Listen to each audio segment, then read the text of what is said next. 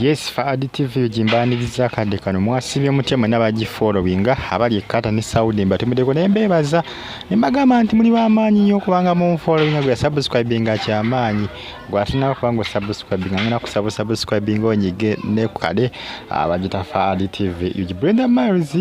munange yamaze n'afuna olulenzi era abasinga bangi bavudde nga banvumira bagamba wakoze kyaki kyokufuna omulenzi Brenda Miles wafunye waki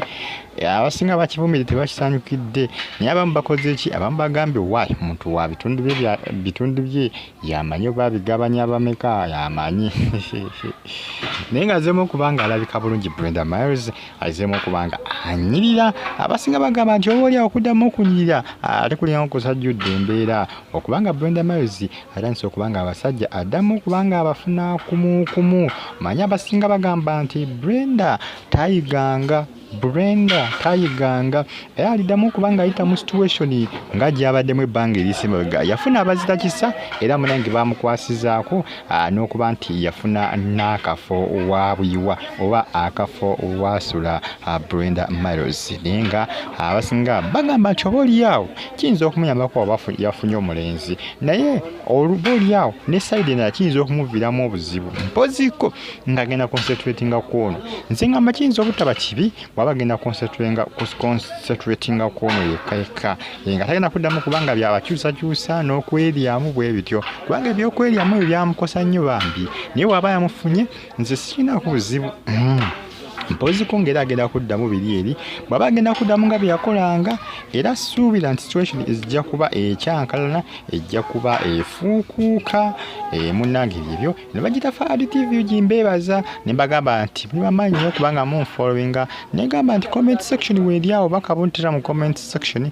tosigale nga ogifollowinga bagita Fadi TV gy'abali mu America ku University of Chicago abali mu ggwanga erya Qatar mu kibuga bakita Doha abali Saudi Arabia mu kibuga bakita Riyadh beebaza ne bagamba nti muli bakabi nnyo kubanga munfollowinga ezo mulengera mwana mwala azeemu kubanga bambi alabika bulungi kaskini kazeemu kubanga kalabika kazeemu kubanga katereera yafuna abazaki abo omukyala we yamukwasizaako era nga obulamu bwe munange abukyusizza ebyaddala ebyalaali manyi Brenda Miles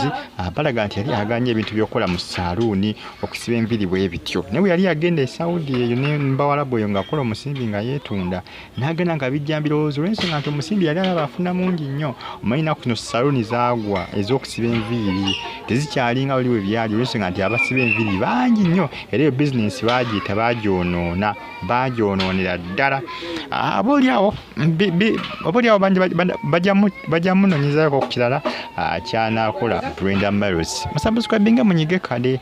bagita Fadi TV ejo jimbeebaza ne bagamba nti muli bamaanyi nnyo kubanga munfollowinga munansonyiwa wano wendi waliwo abaleekaana bangi munansonyiwa mu ekyo naye nga galukegamu ku mawulire aga trending akaseera kano ku mitimbagano egya social media naye nga Brenda Miles ebyaddala agenze alikavalinga ebyaddala agenze aligaininga body shape ye azeemu okubanga afuna size nga gyali naye kaskini kagenda kakomawo kugamba bintu bigenda bitira bigenda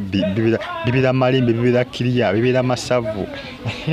bambi agenda adda engulu Brenda Miles bwaba yafunye boyfriend we agenda kubanga concentratinga ku ye yekka sikinambuzibu wadde n'akamuze nganze n'okwada abala bakivumirira era abala bakola ki